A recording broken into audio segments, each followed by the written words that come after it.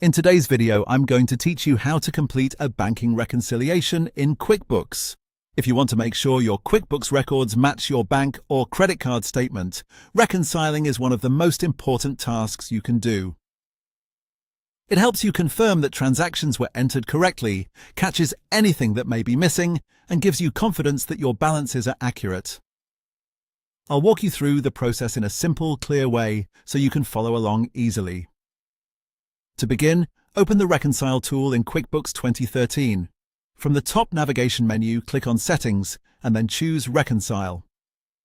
This is where you'll review your account activity against your statement and confirm that everything lines up properly.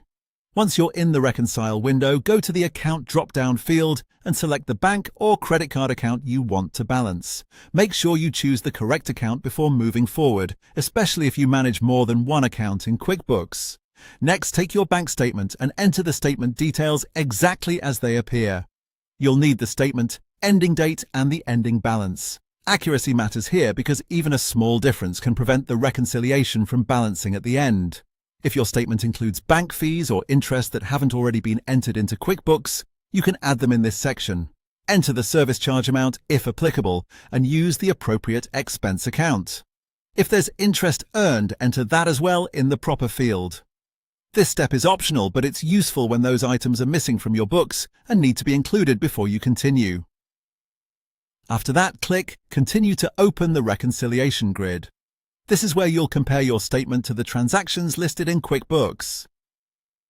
Go through your bank statement carefully, and for each transaction that appears on both the statement and the QuickBooks screen, click in the checkmark column to mark it as cleared. Take your time during this part, because this is where most reconciliation issues are found and corrected. As you work, look toward the bottom right corner for the difference amount. QuickBooks also shows a running total of the cleared transactions, which can help you track your progress.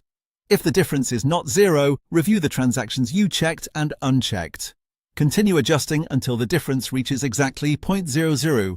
Once the difference is zero, click Reconcile Now to complete the process. QuickBooks will then give you the option to view or print the reconciliation report. It's a good idea to keep that report for your records since it can be helpful for future reviews, audits, or troubleshooting. And that's how to complete a banking reconciliation in QuickBooks.